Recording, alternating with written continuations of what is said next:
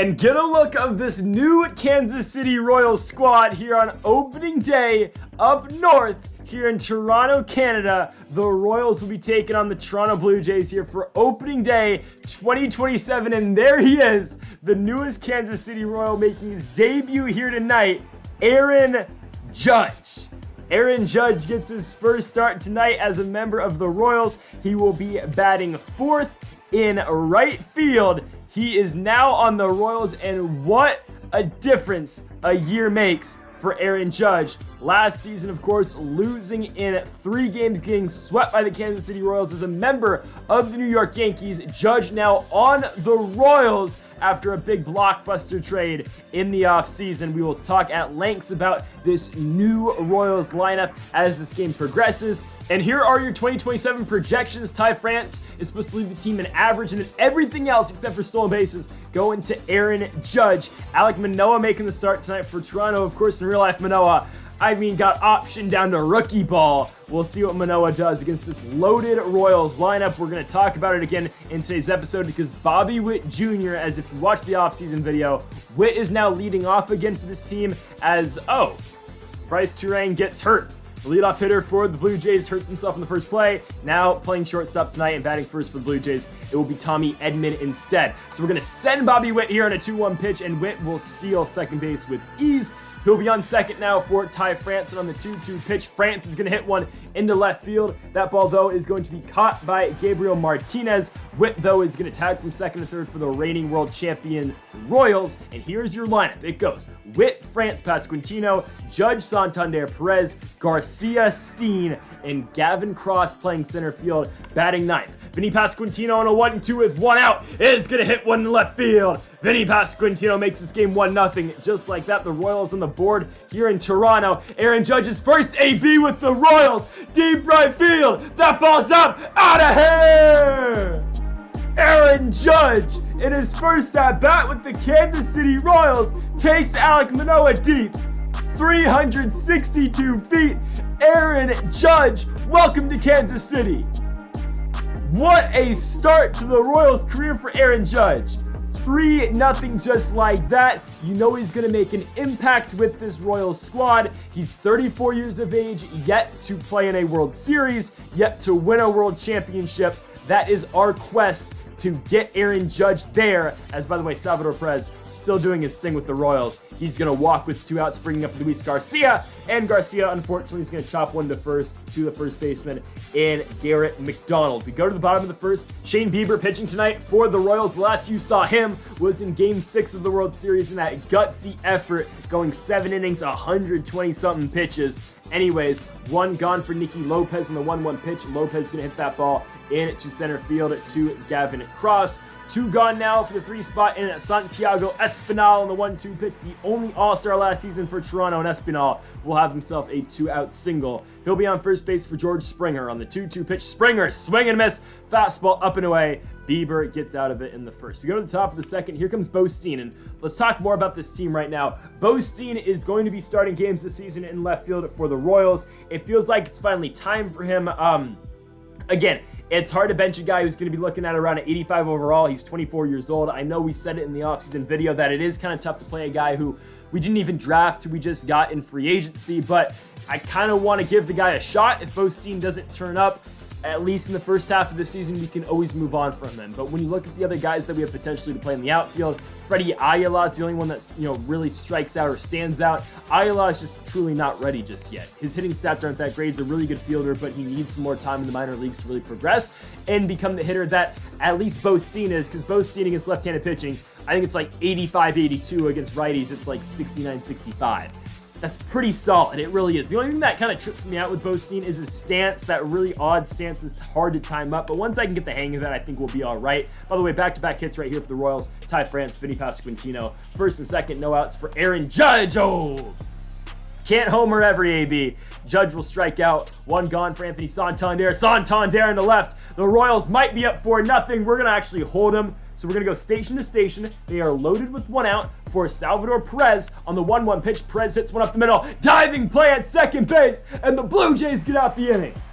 Bases loaded, one out, and a huge double play turn. Santiago Espinal to Bryce Turang, or sorry, I forgot Turang's not in the lineup anymore, to Tommy Edman. We go into the bottom of the third. Shane Bieber will get Gabriel Martinez to pop out to third base. Jorge Alfaro, the catcher, puts one on the ground to Bobby Witt Jr. And while we're at it, we might as well talk about it.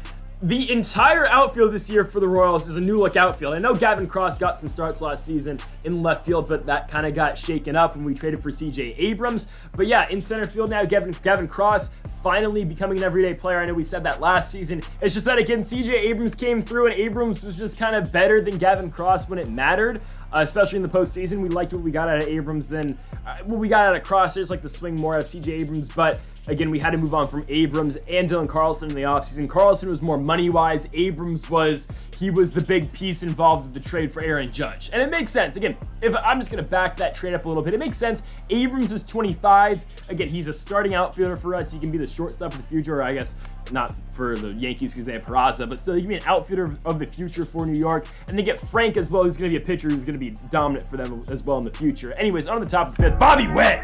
Oh, man. No doubt about it on the fastball. Deep left field, way up and way out of here. The Royals go up 4-0. Bobby Witt takes Manoah deep, 398 feet. And I guess it's worth mentioning, do we up the difficulty again? Because if you remember 2 seasons ago, it was on Legend. And again, it was the whole debate that I had at the time was Legend difficulty. I think they're more competitive games. I lose more often on Legend. However, the games just aren't as fun as Ty France hits that ball a mile, but it's still caught out there in left field by Gabriel Martinez. But yeah, again, the games are more competitive on Legend, but sometimes the games, and for the most part, the games are really like, what, 2-1, 1-0, 3-2. They're low-scoring games, but if it's on Hall of Fame, again, and by the way, the pitching difficulty will stay and remain on Legend. I feel like there's no point in switching that up as Aaron Judge deep left field, off the wall. Judge has another extra base hit. He'll be on with the double. We'll hold Pasquantino at third. Second and third, one out for Anthony Santander, and Santander to first. That will score a run, even though Santander will be put out at first base. 5-0 now for Kansas City as our score. But again, Hall of Fame creates for higher scoring games and more entertaining games. The only downside of that is that I think I can win most games. I really do.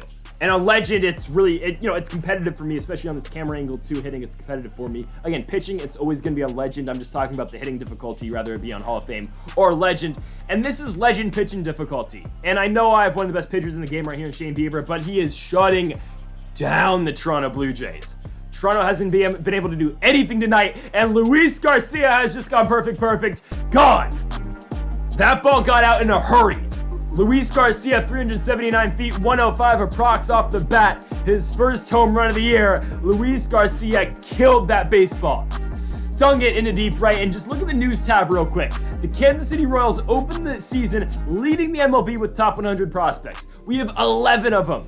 I'll show you that in a future episode. We just traded for a guy, and actually I failed to mention that at the start of the video. We had to make a trade because Jeremy De La Rosa and someone else, I forget who it was. I think it was another starting pitcher who I wanted to move off the 40-man roster just to create spots. We traded both those guys for a pitcher. His name was Jason Justice. He was like 50 overall, but he was like 18 years old and like 90-something potential or A potential. Just saying, we keep on making moves. Our farm system's really good. It's just I don't know what to do with it, considering, again, we have the best team in the major leagues as well. Jorge Alfaro now comes up and he strikes out on a knuckle curve. 2 gone for Tommy Edman. On the 1-1 pitch, Edman is going to fly out into right field to Aaron Judge. We go to the top of the 7th inning, and this is simply one-sided. I mean, I have huge hopes for this Royals squad because, again, best team in baseball by a mile. And you look at the competition in the American League, again, you got the Yankees, but we just took their guy in Aaron Judge, who now has a 3-hit game in his Royals debut. You look at the Seattle Mariners, who are always going to be there, of course, our rivals that we've seen in the ALCS in back-to-back seasons. I think, yeah, the Baltimore Orioles are a squad that maybe can compete with us, but we just took their closer in Felix Bautista, which I really still am happy about that deal. I mean, who else do you have in the American League? I think the Minnesota Twins will always be breathing down our back. Of course, Shohei Ohtani's on that squad. And then maybe the Chicago White Sox as well. But other than that, who else? Oh, the Astros. Yeah, definitely the Astros in the West. I think those are really the only teams that can give us problems. And those have really been the only teams that have been big-time players in the postseason. Because you look at our squad and the guys we have, we are loaded. Our pitching staff is the best pitching staff in the league. We have the best, bats in the league, as well as Shane Bieber has got him on first and second with 2 outs. We're going to bring in Jordan Hicks now to come in to pitch. Actually, I think they're loaded now for Hicks. 3.38 was the ERA last season for him. Let's see if he can get out a jam. Yes, he will. Martinez is going to get popped up in the infield. That will be an infield fly roll to Jordan Hicks. 2 gone. Garrett McDonald now going to hit one into right field. Judge charging in, and Aaron Judge makes the play as we go into the top of the 8th. But again, I don't know who gives us problems. The National League, there's teams. Oh my goodness! Luis Garcia getting robbed of a hit in left field right there. What a play by Gabriel Martinez. Diving out and laying out for that grab as Gavin Cross right there is going to ground out to second base. Let's now move into the bottom of the 8th. Dylan Tate, who we got in a trade from the Padres in the offseason. They actually offered it to us and we took it. I know Tate's ERA last year was 5.68, but this is a guy who has a nice 3-pitch mix, circle change, I believe, curveball sinker or slider sinker, I'm not sure. He's pretty nice. I like throwing with Dylan Tate. I liked him a lot in Diamond Dynasty a couple years ago, just in BR runs. So that's why I made the trade. They offered me Dylan Tate for Blake Trinan, and Blake Trinan's 39 years old, and Dylan Tate's 33. I'm going to take that deal. We go straight to the bottom of the 9th, 2 outs. George Springer, last hope for the Blue Jays, and he grounds one to Vinny Pasquantino. Pasquantino to first. That's your ball game. The Kansas City Royals absolutely demolish the Toronto Blue Jays here on opening day. 6-0, complete dominance, and shout out to our guy, Aaron Judge, showing out in his first game as a Kansas City Royal, a 3-hit performance, and in his first at-bat, a solo home run into right field. The Blue Jays get out hit by the Royals 12-3, and Kansas City again takes this one by a score of 6-0. So let me know in the comment section down below, do you want me to try Legend difficulty again, or should we keep it on Hall of Fame for games like this? Just let me know. Thank y'all for watching, folks. Make sure to leave a like if you did enjoy the video. Make sure that subscribe button down below if you did enjoy the video. I'm repeating myself, but thank y'all for watching episode number 88 of the Kansas City Royals franchise mode here on MLB 23 The Show. Thank y'all for watching, and Mamba forever.